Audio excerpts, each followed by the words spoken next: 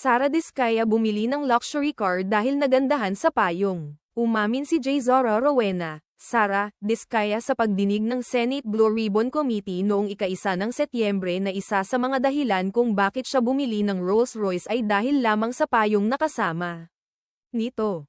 Ayon kay Diskaya, mayroon siyang 28 luxury cars kabilang ang Rolls-Royce at Cadillac, ngunit nilinaw niyang kasama sa bilang ang ilang service vehicles ng kanilang kumpanya. Ang kanyang pahayag ay umani ng batikos mula sa publiko at mga senador, lalo na't iniimbestigahan siya kaugnay ng umano'y anomalya sa flood control projects na pinondohan ng gobyerno. Para sa marami, ang kanyang marangyang pamumuhay ay malayo sa realidad ng mga ordinaryong Pilipino at nagiging simbolo ng agwat sa lipunan.